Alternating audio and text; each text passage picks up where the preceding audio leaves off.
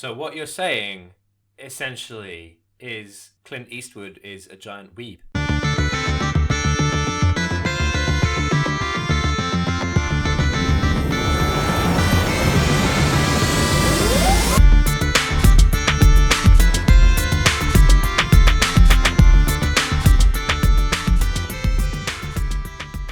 Hello, and welcome to House of Bards. This is our 20th episode. It is! 20 episodes of doing this shit, and you're still 20, here. 20, hours of this crap. Yeah. And I suppose fittingly, for me, Alex, and my co-host, Beth, Yeah. on our 20th episode, we actually have a relevant and potentially important topic to talk about. Oh my god, finally, right? I know that our listeners will be shitting themselves. I mean, not to say that previous topics have not been good. No. But I feel like a few of them have been quite as strong as this one, because I think if you're active in the sphere of D&D, specifically the most recent edition, this affects you probably quite a lot in some way. Mm-hmm. So today we're going to talk about the 5th edition Open Gaming License and you. Mm-hmm. So I kind of wanted to do this episode earlier because it is a very you've got to get on this hot button issue when it happened, because I don't actually know who was expecting the OGL to come out. Like, we'd been told from the beginning that Wizards wanted to make one for 5th edition, and I was inclined to believe them at the time, but I don't think there was a huge amount of warning as to that it was coming out. So when it did, I was like, well, this is kind of important, so maybe we should do an episode on this. But, you know, stuff happens. Yeah. But we're still going to do it because it's still important. Yeah, and, you know, it's not like it's not still relevant. You know, the dust has settled. Okay, yeah, that's and that's we true. can talk about this, you know, it's like kind of, you know, a little bit later on. It's fine. It's fine to talk about things. It's after fine they've to talk happened. about stuff. Especially Yeah. since, obviously, although we're going to talk about how this affects you as a consumer of the game product thing and also as a propagator of content for it, we will also talk about, the sort of weird philosophical stuff behind this release and what makes it kind of strange, I think. There'll be stuff to talk about. It's fine. Yeah. So we should probably start from the beginning, right? Mm-hmm. Which is, what is the OGL? What is an OGL? Yeah. So, Start with yeah. that. I mean, I know what an OGL is, obviously. Yes, obviously. But for, the people who don't. Okay, so the Open Gaming License is a concept that I believe originated with 3rd edition D&D.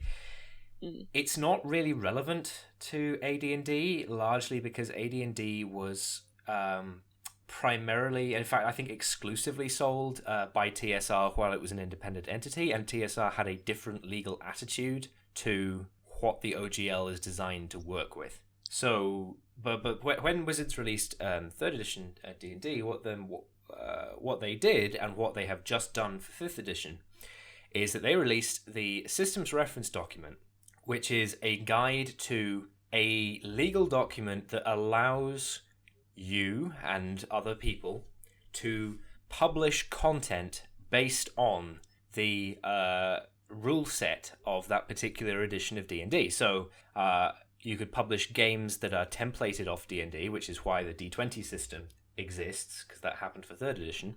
But you could also publish your own D&D modules. You could sell them for money or publish them for free, and professionally maybe publish them in paper form, or turn them into documents that you could, distribute online. And probably, if you were unaware of the concept of the OGL before now, the biggest question that you would have at this point is, wait, we weren't allowed to do that before? No, you weren't. It was straight illegal. I mean, I don't know necessarily. I'm not entirely sure what kind of contract you enter into with Wizards by buying the game, and I'm not actually sure that it's related to that at all, because I think going outside the lack of an OGL would affect you even if you weren't if you didn't own the game. This is a lot easier to do with licenses for digital content, whereas it's kind of weird when it's applied to role-playing games. And also because of the way that role-playing games have been affected by the D20 system, and also by different companies having different attitudes to player-produced content, the OGL is kind of strange. And it doesn't... Like, it makes a lot of sense, but not a universal amount of sense. So, essentially, the OGL this time works a little bit differently from the one in 3rd edition. So we should maybe go over that. Basically, if you want to design content using the 5th edition rules for D&D, you have two options. One of them is the OGL, and the other is an initiative that Wizards have started called the DM's Guild. And they have a handy-dandy table at dndwizards.com/articles/features/systems-reference-document-srd. I'll put that link in the description, or maybe in an annotation on the video. I don't know, like probably both. And this table tells you what you can and can't do with each of these things. Essentially, the DM's Guild Wizards will offer you a lot more help in publishing your material if you're with the DM's Guild, but the DM's Guild is specifically for publishing content in the Forgotten Realms setting. So if you want to publish content for the Forgotten Realms, you can't do that with the OGL. You can do it for the DM's Guild. So Wizards wants to maintain creative control a bit over the Forgotten Realms setting specifically, and therefore you can only use the DM's Guild to get in. But you do get the ability to employ resources owned by Wizards of the Coast in order to sell your material, which you can't do with the OGL. You have to produce your stuff your own, by yourself. Basically, if you think about it as the DM's Guild is Wizards' in-house modding community for a product that they are maintaining control over, and then the OGL is 5th edition made open source. So you have access to a lot more stuff with the OGL because you can publish original campaign world stuff using the 5th edition rules, and you can produce your product and sell it on your own. But Wizards aren't going to give you any help besides the original systems reference document.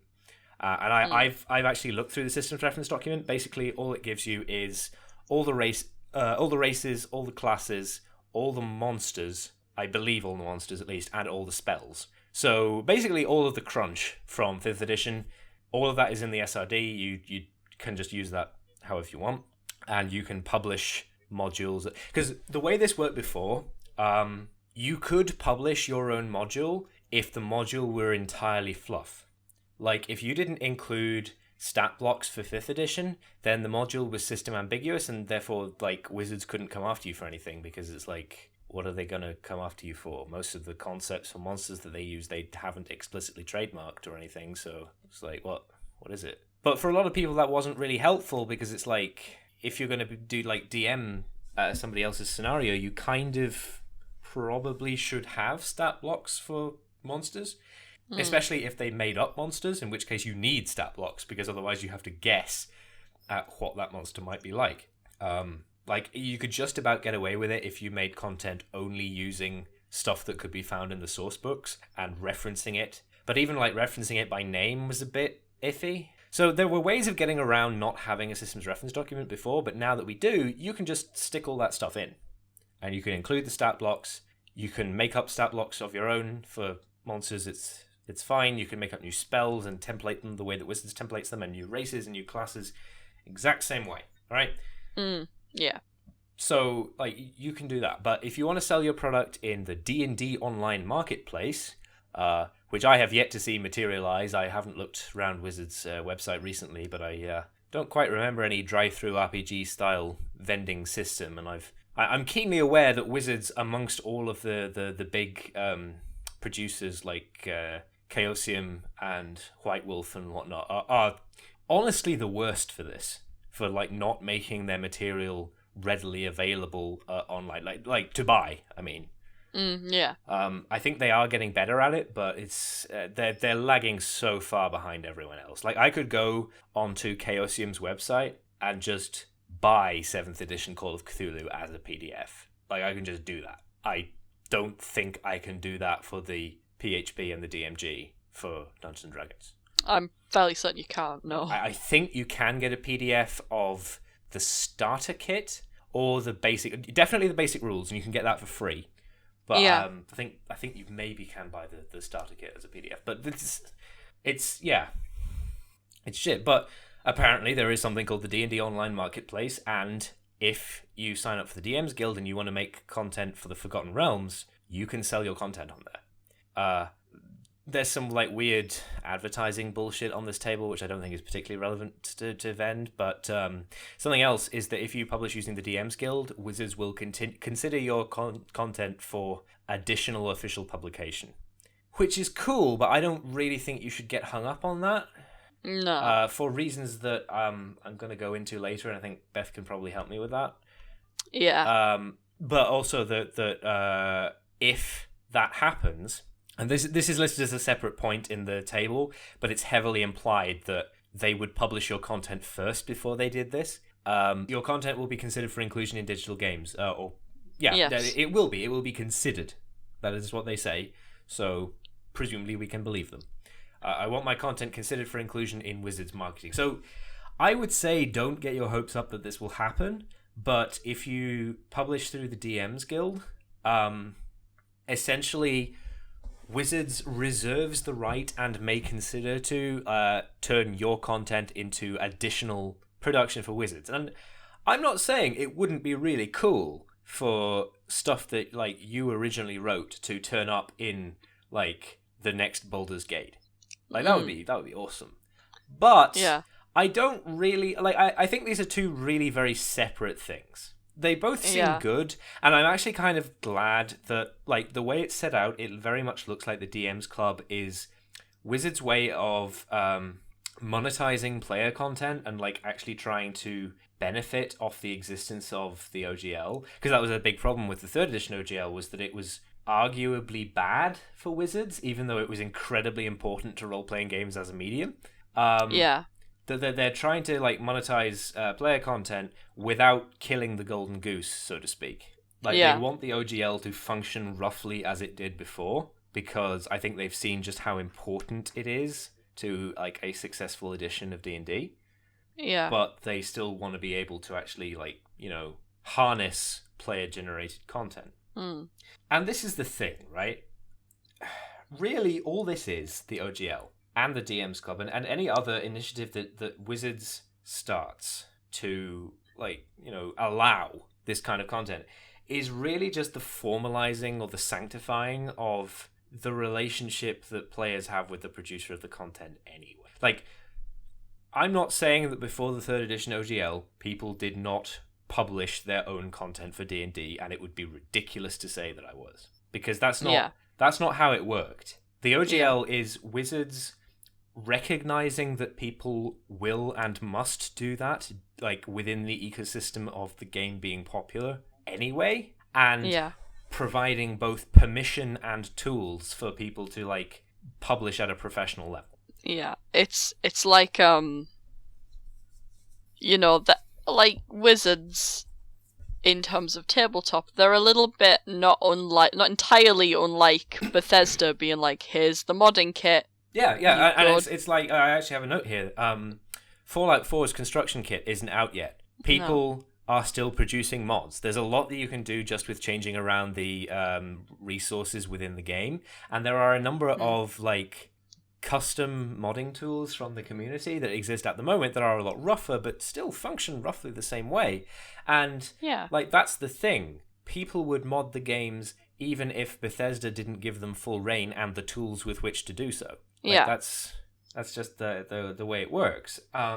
So really, Bethesda's creation kit and Wizards OGL are sort of ways of recognizing how important user-based content production is to the ecosystem surrounding the playing of the game. But it's kind of different with role-playing games, isn't it? Because a little bit, yeah. Like, role-playing games only exist, really, as like a sort of network of connected persons engaging in the action of content creation. So it's kind of weird because the OGL is essentially Wizards allowing you to do what you have to do anyway in order to functionally play the game. Yeah. But at like a professional publishing level. It's Yeah. strange because it's like, it would be weird if they didn't allow it. And indeed, that's probably one of the reasons why 4th edition was so fucking weird. But Yeah. it's like, people are going to do it anyway. So it's really more the biggest, I think, like, the biggest benefit of the OGL being released is to Wizards. Because then they have, like, a formalized stance on this is how we respond to users generating and attempting to share their own content using our materials. Which is the whole fucking point of, like, actually being a DM, like, serially to begin with. So we can't not let them do that, because that sort of hamstrings the entire game, as it were. And I think that's why I got a note here that this is not a cat that can be put back in the bag. I think the mistake was in thinking that having made the OGL for 3rd edition, you could just not have one for 4th and that would be fine.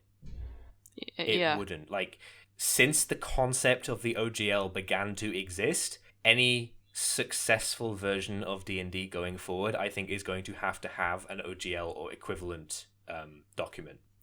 Just because people will expect one. They will expect an OGL going forward. And the community that was built from interaction with definitely the 3.5 OGL, which is the problem that they were going to run into now, and now the 5th edition OGL, that produces user... Like, imagine if there were a new Fallout or Elder Scrolls game, and Bethesda said, not only are we not releasing modding tools for this, but we do not officially support modding this game.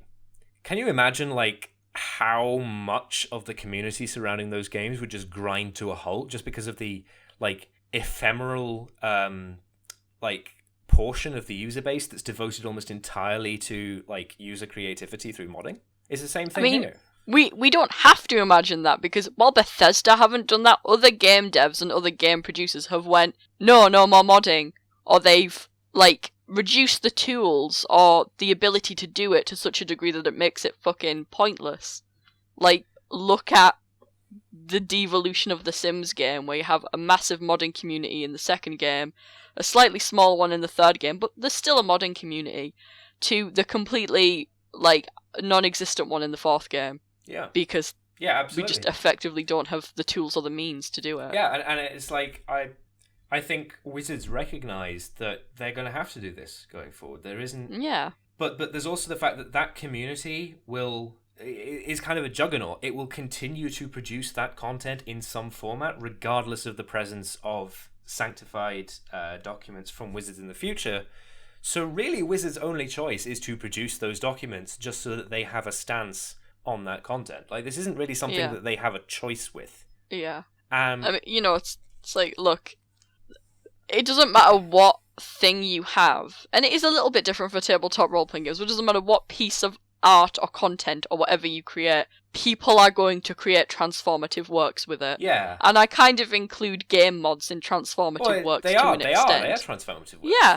That's literally what they are, perhaps even more literally transformative works in the case of, like, mods for video games than most transformative works, because they literally transform the original product rather than replicating the original product in a transformed way, apart from, like, total conversion mods that replace the original executable or something.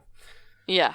But, like, you mentioned that it's slightly different for tabletop games, and I agree, and I think, like, that's coming back to this fact that, like, the generation of transformative and derivative works is inherent to the process of interacting in basically any way with role-playing games as a medium.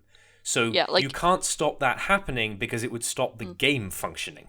Yeah, like, Dungeons and Dragons does not work without people to play Dungeons and Dragons. Otherwise, it's no fucking point. Yeah. Because that's what the whole thing is about. It's like, and imagine the most restrictive version of this. Imagine you are not allowed to play anything other than modules produced by Wizards, set in Wizards-approved settings, which for 5th edition at the moment is just the Forgotten Realms. I think they'll probably bring more in later. Yeah. I'm pretty sure that they want to bring Ravenloft in as soon as they can. Like, Ravenloft is mentioned in the DMG, so I'm pretty sure it canonically exists in 5th edition. But for the moment, it's the Forgotten Realms, and only like modules released by Wizards, okay?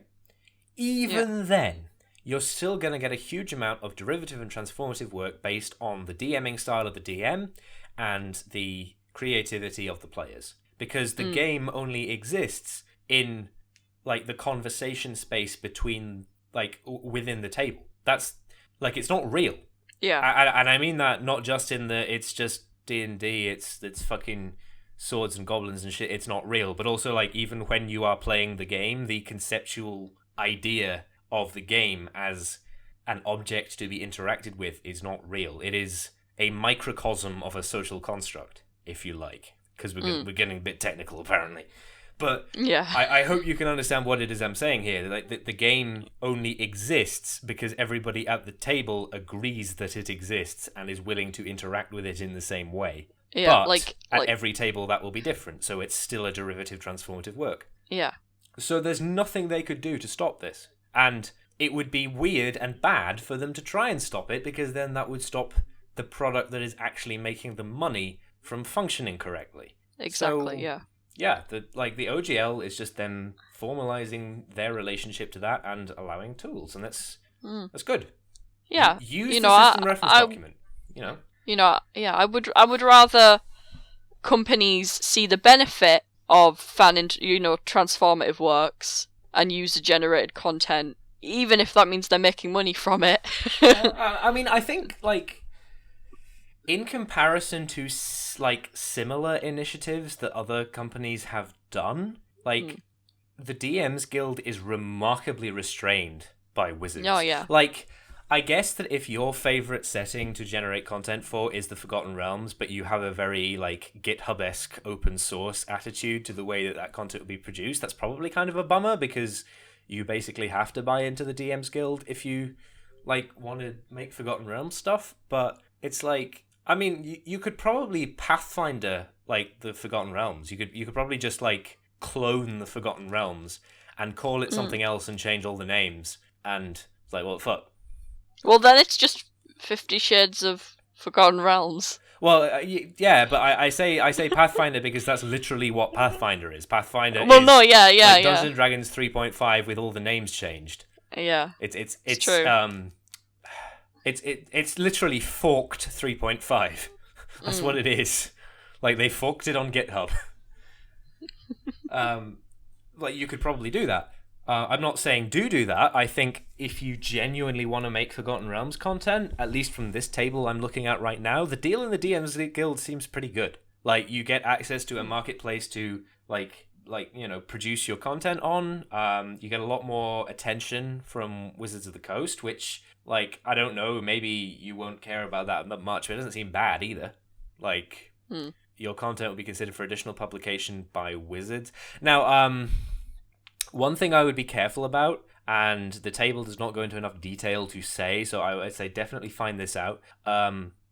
Because the DM's Guild is separate from the OGL, and actually probably we're going to get some people in the comments who might be angry that I have not mentioned this up until this point, because it's probably kind of fucking important. Because the DM's Guild is separate from the OGL, it's not the same sort of open source thing, so there's definitely a question about how much control you maintain over the content you produce.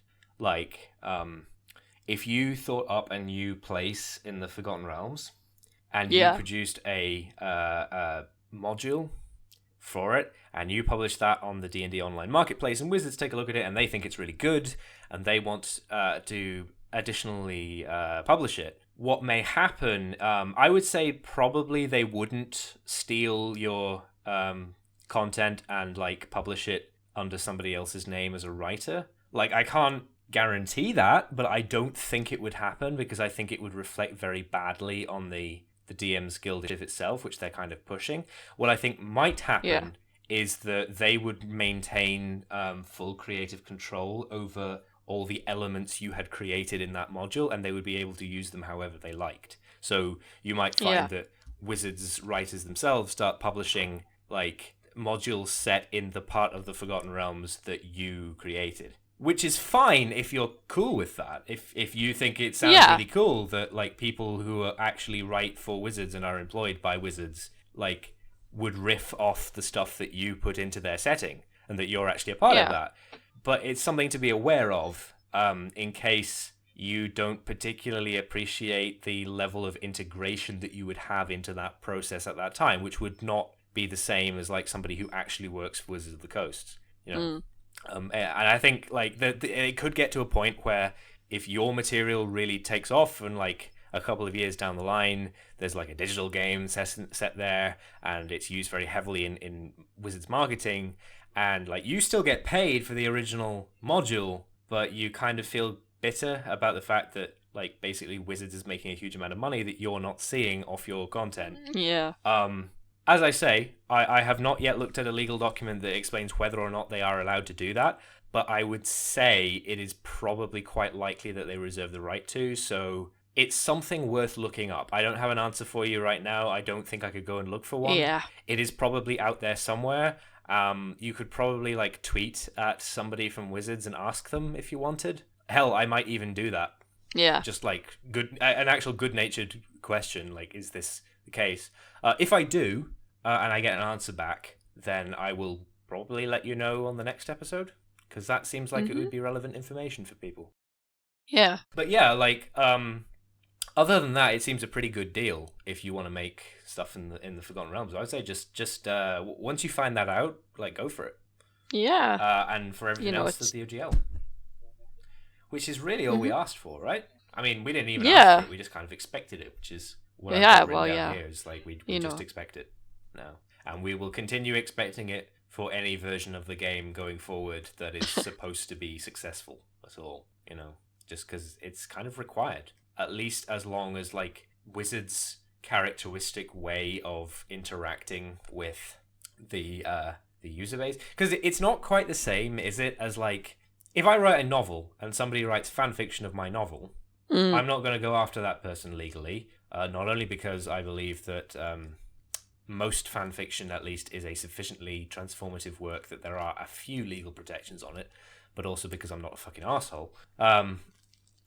But that's not the same, like me being an author who wrote a novel and that novel has fan fiction, as me being a company that produces a game that actually functions off the back of transformative and derivative work. Like, that is the entire body of how the game itself works. It would be kind of weird for Wizards to say, hey, we're going to, like, ban the thing that is actually making us money. So it kind of makes sense that they would do this. Like, definitely. Yeah. So I guess in conclusion, the OGL looks fine. Sucks to be you if you want to publish open source content in the Forgotten Realms, but, you know.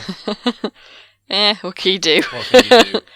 Yeah. DM's Guild tentatively looks okay. And I feel it's really a very restrained way of trying to monetize this thing. Because really the 3.5 OGL was disastrous for Wizards, even though it's probably one of the things that has kept role-playing games alive this long. Yeah. They lost a serious amount of money off that, so it makes sense that they would try to, like, make some of it back this time round. Yeah. You know? Yeah. So. But yeah, I thought that would be relevant to people listening because, you know, I think a lot of the people listening, if they interact with the game, are people who write their own content. Like, they... we give a lot of advice to those people, right? About, like, writing environments and characters and all of that stuff. So this is relevant because this is how you actually, like, publish that stuff. And I mean, I don't know if I could ever scrape together my notes enough to make a nice bound book with a piece of art on the cover. I have a couple of artist friends. I could probably commission somebody to do something, but then like sell that. Yeah. But yeah, I think personally, I think personally, I just wouldn't choose to publish any of my D&D stuff. None of the Two Earth stuff, anyway. Yeah, I can see that. But that's because of different for you than for me, because like obviously Sombra is explicitly a D&D setting, whereas for you it's like your story setting as well, your original writing setting. But I feel like mean, I'm not saying that wouldn't, like, I could make a D&D setting in the future that's just pure D&D, but I think I would more prefer to do that for something like Shadowrun, for example. Yeah, that makes sense. Yeah.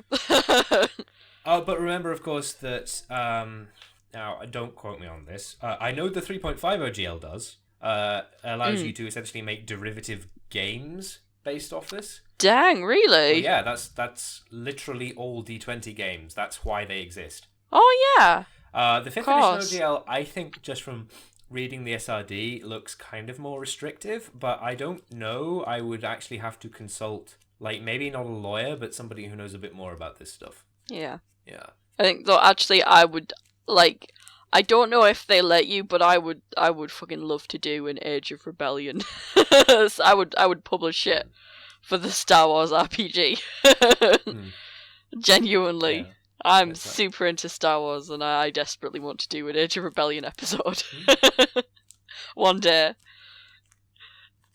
I have actually played the original Star Wars RPG recently. Because one of my friends got it for cheap off eBay. It's... the system itself is actually, like, fine. It's just that the scenarios that come with it are apparently not very good. They're a bit, like, teenage fanficky. There's stuff in there that really doesn't make any fucking sense and is just included to, like, look cool. Yeah. But yeah, it's I personally don't have a huge amount of interest in publishing, like, RPGs based on 5th edition D&D, so I'm not really that interested in finding out whether that's something you can actually do. But it does say I want to design content using the 5th edition rules for D&D. Like, there's probably a good distance that you could stretch the concept of a transformative work, but would be classed as, like, a scenario. Like, for instance, you can do D&D in space, and it's like, it's not really functionally different rules-wise from normal D&D. No, not really. But it's evidently, like, a transformative work that was not intended for the original game. No, because... Kind of. Different. Actually, I feel like no, because, like, a lot of the like monsters and stuff that were originally from the Spelljammer setting are now, like, those of them that are still in the game are like in suitably spacey like places, but they're in places like the astral plane now. Like the Githzerai, I think they're called. Yeah. They used to be like a Spelljammer monster, and now they're in the astral plane. So it's like Spelljammer not confirmed, so possibly like sci-fi space D&D not a thing in 5th edition. So no. So there you go. A transformative work like that would be unintended. Yeah. But I've always sort of... I do kind of... Ever since going on to homebrewdnd.tumblr.com... Oh, Homebrew D&D is great. I should acknowledge that much of that Tumblr is scraped from a particular subreddit. But it's... but it's a great, like, collection of all that stuff, because it's... I recently saw the gunslinger class, and I was like thinking, shit, wouldn't that be cool to put in? We do a Western fantasy scenario, which, to be honest, 2Earth is like almost halfway there because of the trains and stuff. 2Earth is, I think, historically about to become steampunk, but not quite there yet. Yeah, you're probably kind of right with that. Whereas, like, Dawnsumber is weird because it's very, like, geographically distinct in terms of technological advance. And, like, there's, like, most of the Southeast has not even reached the age of sail yet. But, like, Relend has gunpowder, but not a bunch of other things. Yeah. So if you were, say, a gnome or a tiefling from Relend, could you be a gunslinger? Probably no, because I think they only have cannons, not, like, actual guns. Yeah. I think, to be fair, the part of 2Earth that is actually probably most technologically advanced is, like, the eastern continents. And that is kind of a mishmash because of, like, the genre influences for it were both Western movies and samurai movies, which makes sense because they're kind of, like, a lot of Western movies are adaptations of samurai movies. But set in so the Wild it would West. make sense. Yeah, it would just makes, like, a lot of them are like, they're like, an American director was like, I want to do a American adaptation or an American version or a transformative work, if you will, of this samurai. So that's why if you ever watch a samurai movie, you're like, wow, this is a lot like a Western. That's why, because Westerns are all samurai movies. So what you're saying, essentially, is Clint Eastwood is a giant weeb. Yeah. There you go. That is the takeaway for this episode. Not a big as weeaboo as Quentin Tarantino, who really does love westerns and samurai movies. Fair enough.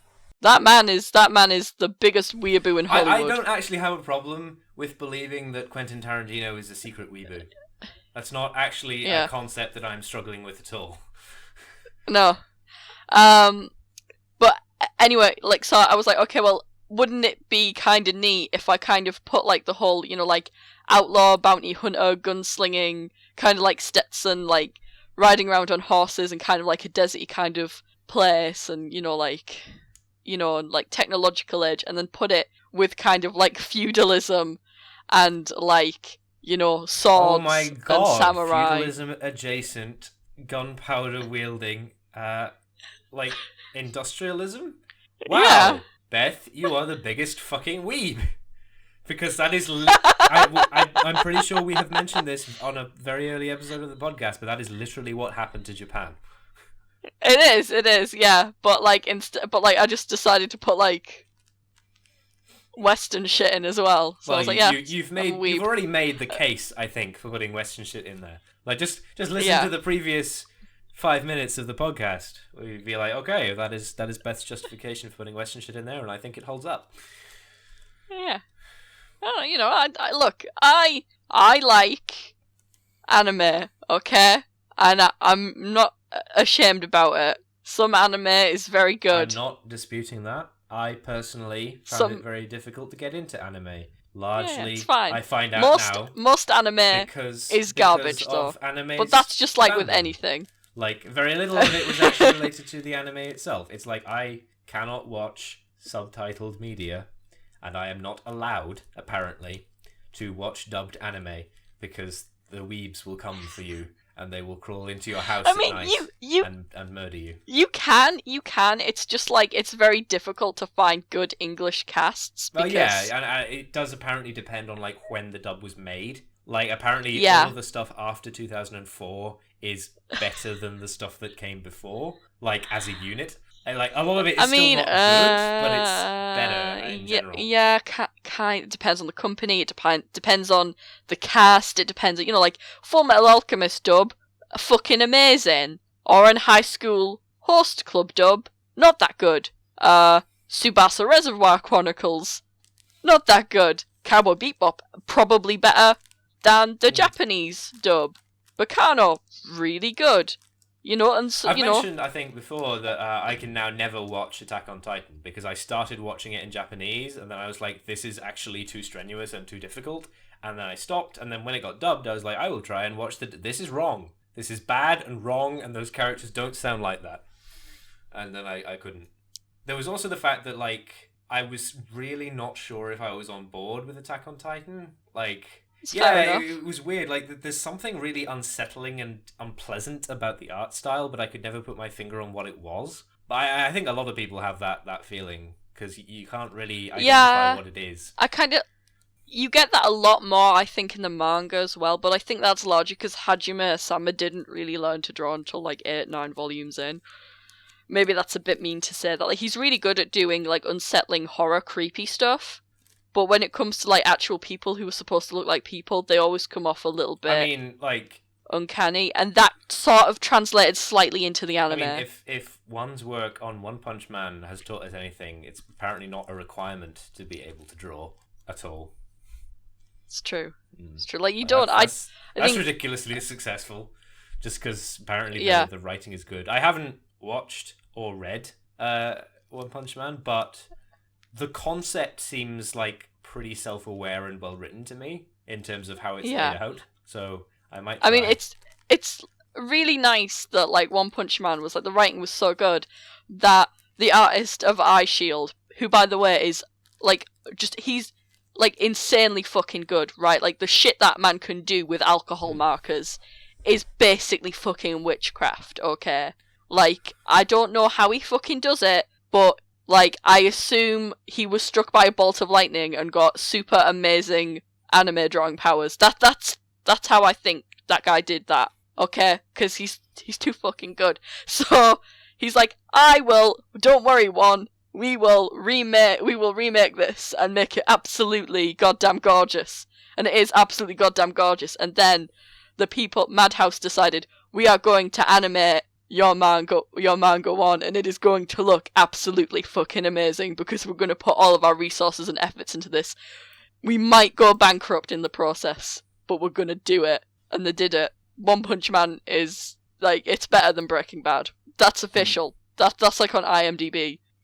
That's on the Internet Movie Database. One Punch Man is better than Breaking Bad, Game of Thrones, The Walking Dead. It is. It is because I don't read a lot of manga, but in terms of like manga artists I don't actually know, but like manga production that I will always respect. I respect Junji Ito a lot. Yeah. I don't like anything he's ever produced because it's fucked up, but I respect him a lot for like the stuff that he makes, just because like it's so entrenched in like that weird sort of early 2000s internet zeitgeist that I'm sort of a product of, especially The Enigma of Amigara Fault, obviously.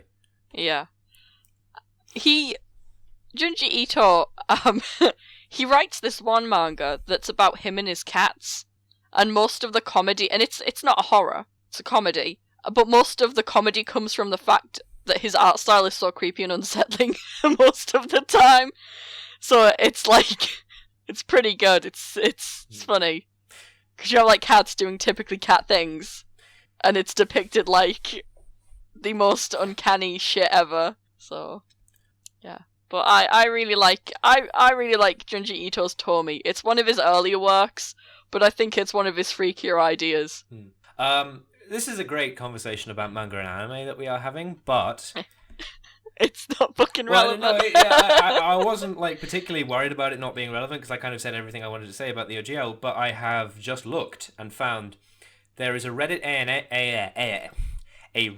AMA thread with a D&D product manager who two D&D product managers, Mike Merles and Chris Lindsay, except apparently the person running the AMA is Trevor Kidd. Wizards of the Coast answered people's questions. So here's something interesting.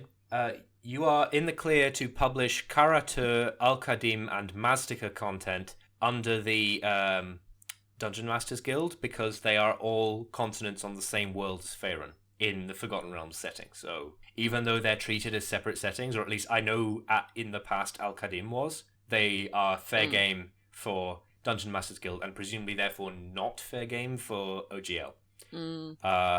Confirmation there are no PDF copies of the core rulebooks available for sale. So, by the way, like my personal stance is that it is entirely, well, I say entirely acceptable. Obviously, Wizards might object, but I don't have a problem with the idea of pirating OCR'd PDFs of the core rulebooks if you own the physical book, but you just want an OCR'd. Like, sometimes people want an OCR'd PDF of the core rulebook because they want to search something and the index in the book is kind of shit. Like, for a long time, I was really bothered that, like, my Dungeon Master's Guide PDF wasn't OCR'd because I think that's really important. And, you know, if Wizards actually released a PDF, it would be OCR'd because they're in a professional company who would do that and would be able to do that. But as it happens, somebody would have to do that themselves, and somebody has done that for the player PHP, but I don't remember if they did it for the DMG. No. Right, okay, what is this? So, if you want to publish conversions... Oh, okay, what's this? Oh, right, yeah, this is important.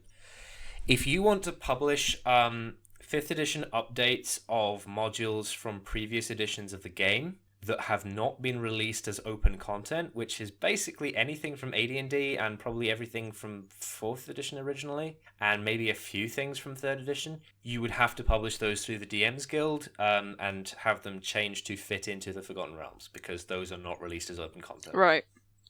Okay. Right. What else? Okay, content submitted to the DM Guild becomes property of Wizards of the Coast. But beyond that, this person's question was entirely ignored, so... Oh. Dear. I think it'll probably be a good idea to link to that AMA. I think possibly, although the AMA is actually like linked from Wizards' article about the Dungeon Masters Guild, so I might link to that instead. Yeah, that'd probably be better. Apparently, there is a company called One Bookshelf which is involved in the Dungeon Masters Guild. I don't know in what capacity, but they get some of your money. By the way, like Wizards specify you do not have to ask for money if you publish on their marketplace, and if you do ask for money, you can ask for whatever you want. Like you can put whatever price point on, and according to Wizards of the Coast, they will support you in that, and then you'll get half of your revenue, while One Bookshelf and Wizards will split the other. They say we care about our creators, and that's why they get the biggest cut, but I feel like that's kind of disingenuous, because in terms of how many parties are involved, it's really like One Bookshelf and Wizards as one party that then splits their proceed from the profit rather than splitting it 3 ways. But I guess, that's kind of apples and oranges. Anything else? People start asking stuff like later on about like just general, how do you start writing stuff, which is cool. Yeah. But I don't know if... Like, if I can figure out who I should address the question to, and I don't find it here, I will try and ask somebody from Wizards about the DM's Guild, and, like, what extent of control content producers get. But, okay, what's this? Apparently the DM's Guild will largely be a free market, so there'll be material for you to, like, rate and review content, but apparently they're not, at least initially, going to do much hands-on quality control, which would be good for like actually producing your first stuff, but probably bad for the overall quality of like what's uploaded. So all right. Eberron is not allowed for the Wizards will not publish 5e Eberron material, but also Eberron does not fit into the DM's Guild. A lot of these questions are about the Adventurers League, which I guess is relevant because that kind of affects them, but I don't know a lot about organized play. I don't really know anyone who does it for D&D. But yeah, I think that's probably us. Now the OGL's out, I might actually release some of my own content. I don't think I'm going to like publish it for money or anything unless I actually scrape together the notes in order to make a proper like full-length scenario. Even then, I don't... The problem is I wouldn't release the Lonely Cavern as is, because I think it's a really silly scenario and it's not good. Yeah. And like 3rd level characters meet and kill a god at the end. Well, you don't kill it, but like defeat a god at the end. And it's not good. But I don't know what I would replace it with, because it would have to be something else from the Isle of Bells. Yeah. No, I get you, I understand. But if I could get like maybe some of my one-shots, actually. I feel like maybe some of those. I could scrape together the notes for them and just get some maps and stuff, and it'd be good. And maybe I'll do that now that the OGL's out. But, yeah, that was us. So this has been House of Bards. Yeah, I'm Alex. I've been Beth. And, you know the drill by now. All the music was by Kevin MacLeod. There is a... credit for the art behind the text in the description if you're watching on YouTube. If you're not watching on YouTube, I don't know where the hell you are watching, because I haven't decided to cross-post this anywhere else yet. Yep. If you have any suggestions for topics, leave them on whatever commenting this format you're watching allows. Or if you have... tweet at us or send us Tumblr messages. I am Cleaver Crumish in both those places. It'll be down below. Yeah. If you have any questions for future Q&A episode, send them to us. We are getting a few, and I think we might have enough soon. Maybe. I don't know. Maybe.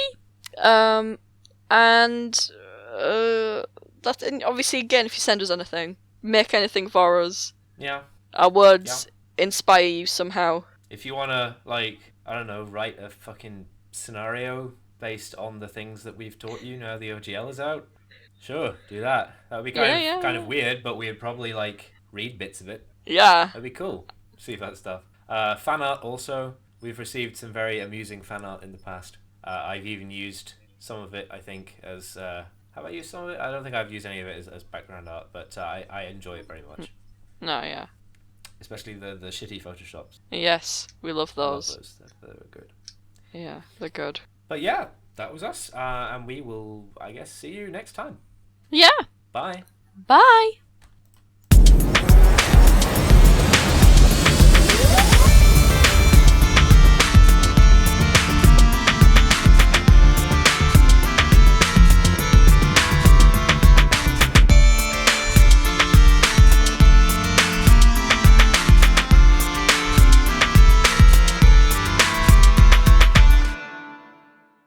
I am really loving, by the way, the resurgence of the isometric Infinity Engine. I fucking adore that. No, I love the original Infinity Engine games. I love Baldur's Gate and Icewind Dale, and I'm sure I will love Planescape Torment when I get round to playing it. I have owned it for a very long time. And like also the non-Infinity Infinity Light games from around that era, like Arcanum and Temple of Elemental Evil.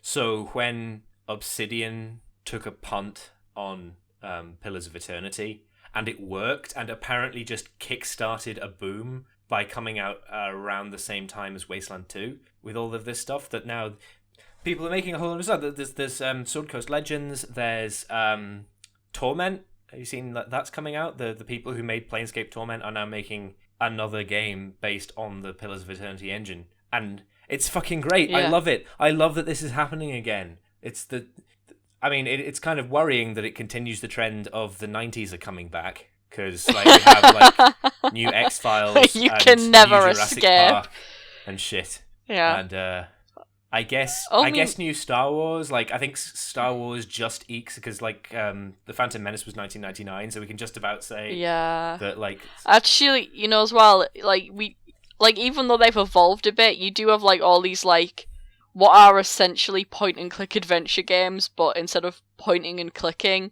you move with the arrow keys and talk to people and make choices. They're basically point-and-click adventure games. The Telltale boom, it was a big resurgence of point-and-click adventure games. And Telltale started as point-and-click adventure games, and they've just developed when into I say the Telltale boom, I mean like the stuff that started roughly with... like I want to say The Walking Dead, but it wasn't The Walking Dead, it was Back to the Future. Yeah, it was Back to the Future, actually. Which was a point-and-click adventure game. And like then other companies as well started doing that stuff. So now you got like Oxenfree, Cognition. Yeah. Cognition is really good, by the way. If you haven't played Cognition, it is super rough as a game. Like the production quality is not great, but it's a really compelling story and it's fun. It's good. I think you can pick up all five.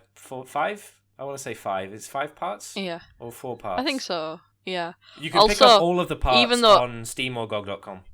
And even though it deviates from this formula slightly, play Dreamfall Chapters. If you like Life is Strange, you will like Dreamfall Chapters.